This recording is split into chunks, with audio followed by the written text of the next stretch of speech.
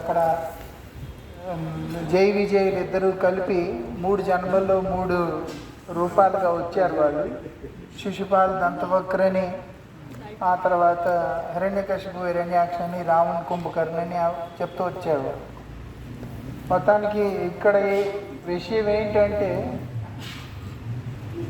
మథురాదేవి, మథుర నగరం పేరు అది, ఆ ఊరికి అధిష్టాత్రి అని.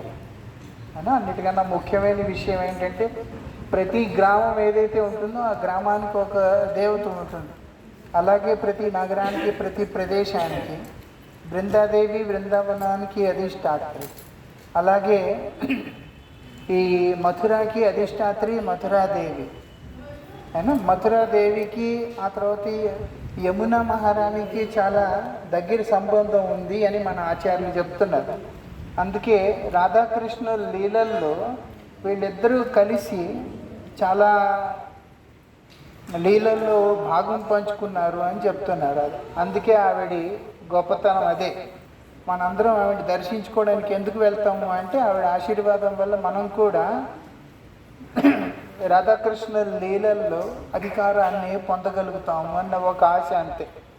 యమునా మహారాణి అయినా, మథురాదేవి అయినా, లలిత అయినా, విశాఖ అయినా, ఎవరైనా సరే, ఏ అవతారం అయినా సరే, ఏ సఖి అయినా సరే, దాని ముఖ్య కారణం ఏంటయ్యా అంటే వాళ్ళందరూ రాధాకృష్ణ లీలల్లో ఉండటమే దానికి ముఖ్య కారణం. అందుకనే మనం అక్కడికి వెళ్ళాం దర్శనం చేసుకోవడానికి. ఆ పద్మనాభ గురించి మనం విన్నాం. ఇక్కడ ఇది దీర్ఘ నారాయణ మందిరం.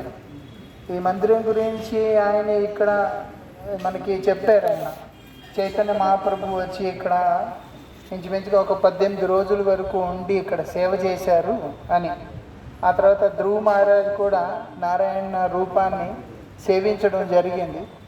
అంతేకాకుండా వరాహదేవి ఎప్పుడైతే ఆ పృథ్వీని పైకి తీసుకుని వచ్చారో ఆ సమయంలో పృథ్వీదేవి ఆ స్వామి యొక్క నిజరూప దర్శనం కోసమని ప్రార్థిస్తే నేను ఈ రకంగా ఉంటాను అని పృథ్వీదేవికి దర్శనం ఇచ్చారు స్వామి అని ఆయన చెప్తున్నారు.